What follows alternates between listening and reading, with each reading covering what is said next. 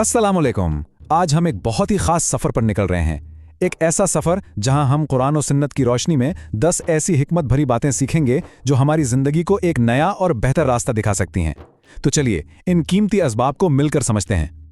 तो चलिए देखते हैं कि आज हम किन चीज़ों पर बात करने वाले हैं। सबसे पहले हम ईमान और अल्लाह की कुदरत की निशानियों को समझेंगे, फिर इबादत, रहमत और मग़फ़िरत के मौज़ूआत पर आएंगे। इसके बाद रोज़मर्रा ज़िंदगी के लिए कुछ अमली सुन्नतें सीखेंगे और आखिर में आखिरत के बारे में अपनी सोच को वाज़ेह करेंगे। तो सबसे पहले बात करते हैं अपने पहले हिस्से की, यानी ईमान और तख्लीक की कहानियां, और देखते हैं कि अल्लाह की ताकत की निशानियां कहां कहां मौजूद हैं।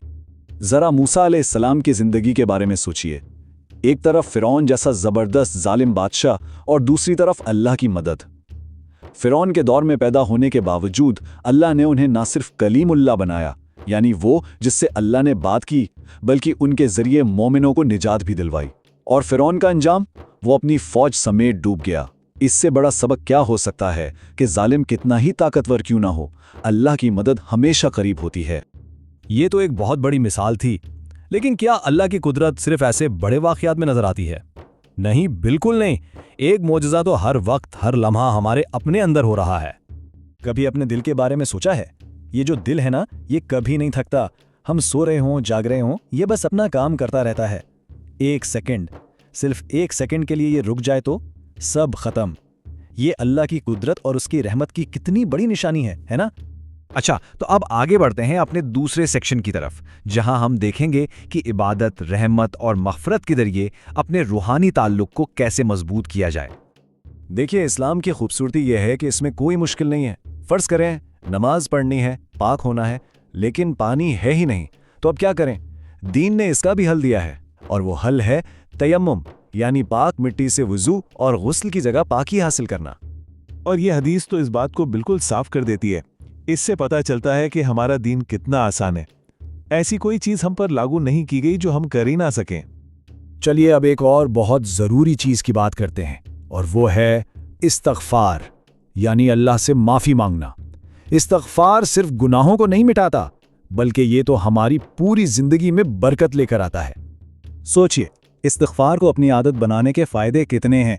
जब हम इस्तग़फ़ारुल्लाह कहते हैं ना, तो पता क्या होता है? हमारे दिल नर्म हो जाते हैं, गुरूर टूटता है और अल्लाह से कनेक्शन मजबूत होता है। सिर्फ यही नहीं, रिज़्क़ में इजाफा होता है, और सबसे बढ़कर अल्लाह की रहमत और मग़फ़िरत नसीब होती है। अच्छा, अब ज़रा एक मिनट के लिए रुक जाएं, क्योंकि जो अगली बात हम करने वाले हैं वो हमारी ज़िंदगी के एक बहुत ही अहम रिश्ते के बारे में है, हमारे वालिदैन के बारे में। इस पर बहुत तवज्जो की ज़रूरत है।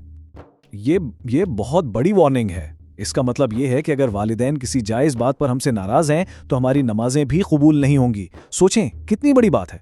असल में तो वालिदैन की खुशी में ही अल्लाह की खुशी है, और उनकी नाराज़गी अल्लाह की रहमत से दूरी का सबब बन सकती है। ठीक है, तो अब हम आ गए हैं अपने तीसरे हिस्से पर। यहाँ हम देखेंगे कि दीन को अपनी रोज़मर्रा की ज़िंदगी में कैसे शामिल किया जा सकता है।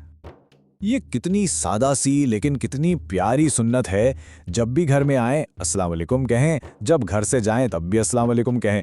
ये सिर्फ एक दुआ नहीं है, इससे घर में बरकत आती है, सुकून आता है, आपस में मोहब्बत बढ़ती है। कितना छोटा सा अमल है और फ़ायदा कितना बड़ा है।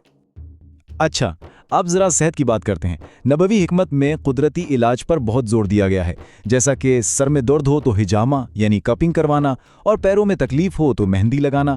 मेहंदी में कुदरती ठंडक और शिफा होती है, और ये दोनों चीज़ें सदियों से इस्तेमाल हो रही हैं। चलिए अब बात करते हैं माली मामलात यानी पैसों के लेन देन की। कुरान इस मामले में हमें बिल्कुल साफ साफ हिदायत देता है, ताकि कोई गलतफहमी ना हो और इंसाफ कायम रहे।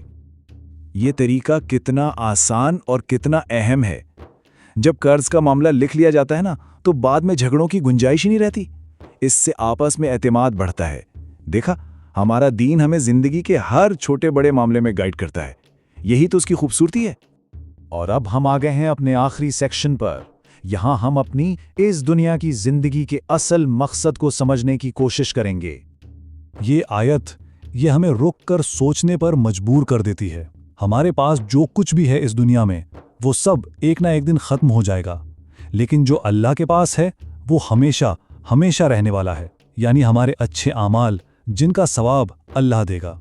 इस हदीस से एक बहुत गहरी बात समझ आती है, वो ये کہ جب تک اس زمین پر لا الہ الا اللہ کہنے والا ایک بھی شخص موجود ہے یہ دنیا چلتی رہے گی۔